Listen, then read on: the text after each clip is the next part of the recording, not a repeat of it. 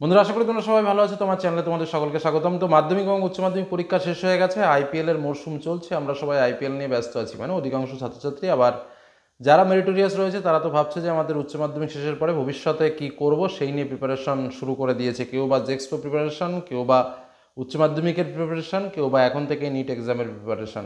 তো যার যেমন মনের ইচ্ছা সে ঠিক সেইভাবে এগিয়ে চলেছে। তো এই এগিয়ে চলার মাঝেই আমাদের কিছু কিছু বিষয় মনে পড়ে যে আমাদের রেজাল্ট কেমন হতে চলেছে, রেজাল্ট কবে বেরোবে, সেই সম্পর্কিত গুরুত্বপূর্ণ কিছু আপডেট তথ্য তোমাদের সামনে শেয়ার করতে চলেছি। তার সঙ্গে আরও একটা তথ্য রয়েছে, যেটা হচ্ছে এবার আমাদের উচ্চ মাধ্যমিকের লাস্ট ব্যাচ হিসেব মতো। কেন?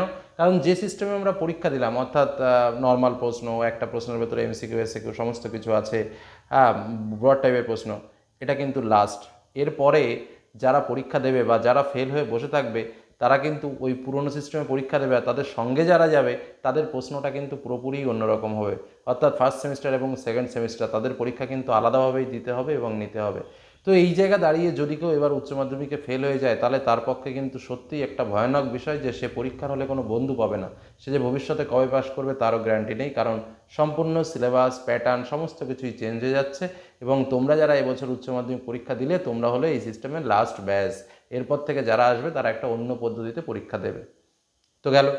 অন্যদিকে মাধ্যমিক ছাত্রছাত্রীরাও তো ভীষণ টেনশনে আছে যে এবার তাদের কি হয়। তবে সবাই একটা আশা করছে, অন্যরকম আশা, একটা রাজনৈতিক ভাবনা সকলেই করছে যে সামনে ভোট আছে, ভোটের জন্য মনে হয় হয়তো সবাইকে পাশ করিয়ে দেবে। অথবা কেউ বা উচ্চ মাধ্যমিক ছাত্রছাত্রীরা মনে করছে যে এবার আমাদের লাস্ট, যে কারণে সবাইকে পাশ করিয়ে দেবে, কাউকে আটকে রাখবে না। এই কথাটা কি আদৌ ঠিক? এটা কি আদৌ হতে পারে কখনো? তোমাদের কি মনে হয়? এবার আমরা মূল কথায় আসা যাক। খাতা দেখা মাধ্যমিকের শেষ, খাতা জমা দেওয়াও কমপ্লিট হয়ে গেছে। এবার উচ্চ মাধ্যমিকের খাতা দেখার প্রক্রিয়া চলছে।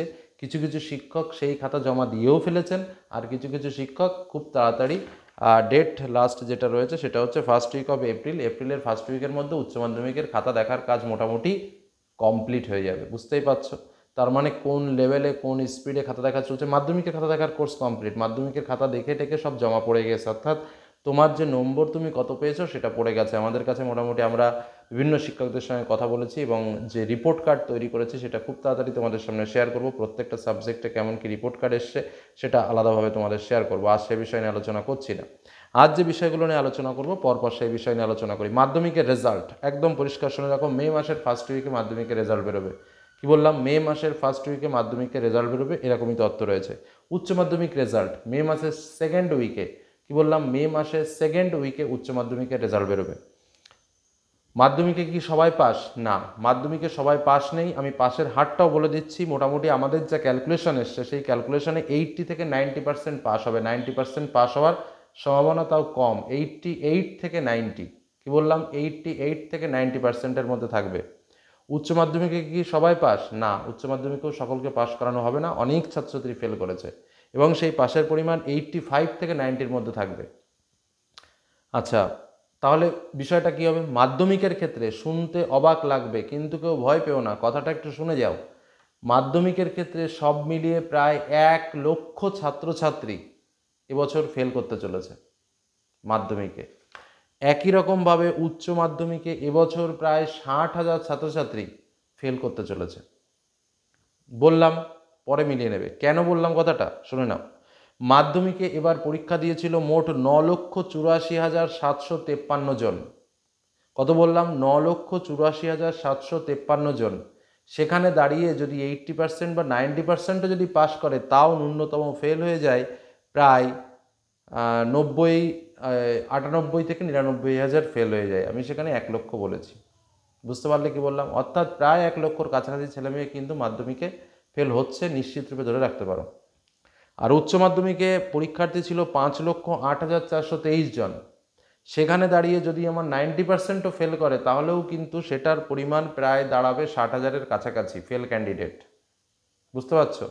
তাহলে আমাদের কিছু কিছু চ্যানেল বা কিছু কিছু ব্যক্তিবর্গ এই কথাটা বলছে যে সামনে রাজনীতির একটা ভোট আছে, ভোটের জন্য সব পাস হয়ে যাবে।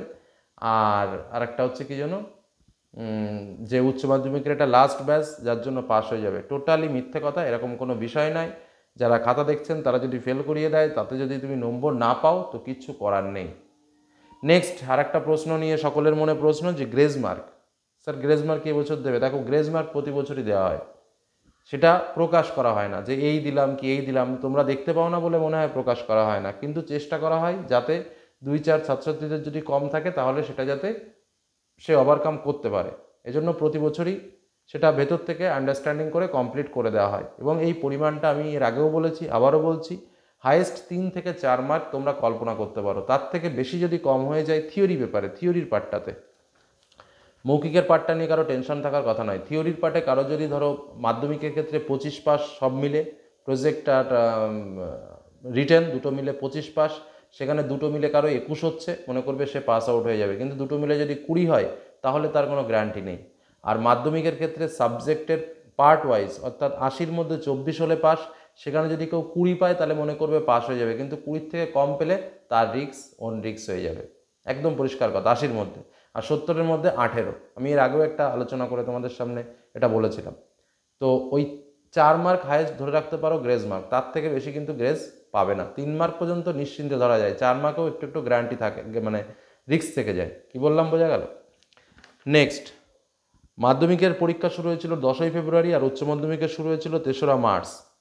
আচ্ছা, এবার যেটা আরেকটা বিষয়, যে মাধ্যমিক এবং উচ্চ মাধ্যমিক উভয় ক্ষেত্রেই কিন্তু স্বাভাবিকভাবে রেজাল্ট যখন বেরিয়ে যাবে, রেজাল্ট বেরোনোর পরেও পাশের একটা সম্ভাবনা থাকে পাশ করার, যে পদ্ধতির নাম হচ্ছে পিপিআর এবং পিপিএস, অর্থাৎ খাতা রিভিউ করা বা খাতা স্ক্রুটিনি করা।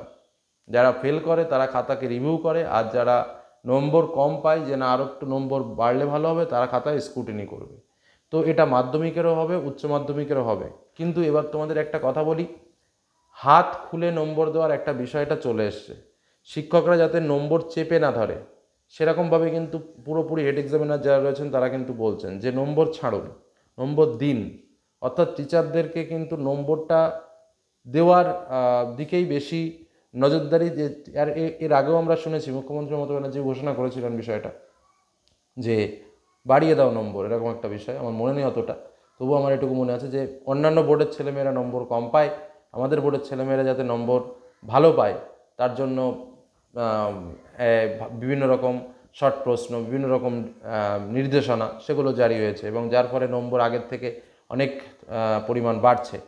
তো স্বাভাবিকভাবে তোমাদের যেটা বলার, যে নম্বর কিন্তু টিচাররা অনেক অনেক ফেলছেন, নম্বর ভালো পাচ্ছে। মানে একটা কথা বলতে পারি, যে যার যে কোয়ালিটি আছে, যে যেমনটা লিখেছো, ধরো তুমি যদি মনে করো যে আমি 60 পাবো, তাহলে তুমি দেখবে তোমার পরীক্ষার খাতায় 65 আছে, এরকমই হবে দেখবে বেশিরভাগ। মানে যে যেটা ভেবেছো তার থেকে বেশি নম্বর হবে। এবার কেউ 10 মার্কের অ্যান্সার লেখেনি, সারা খাতা মিলে তাকে শুধু প্রশ্ন লিখে দিয়ে চলে এসে তাকে কী নম্বর দেবো? তাকে নম্বরটা দেওয়ার তো একটা জায়গা দরকার, সে দেওয়ার জায়গাই নেই, তাকে নম্বর দেবো কোথা থেকে? তো এই হলো আমাদের তথ্য। যে কটা তথ্য আমরা এই মুহূর্তে পেয়েছি সে কটা তথ্য তোমাদের সামনে শেয়ার করলাম। ঠিক আছে, একদম নোটস করে নিয়েছিলাম, তোমাদের সামনে তথ্যগুলো শেয়ার করলাম। আর এরপরে আমরা মার্কস রিভিউ নিয়ে আলোচনা করব, অর্থাৎ রিপোর্ট কার্ড আসতে চলেছে চ্যানেলের সঙ্গে থাকো। ধন্যবাদ।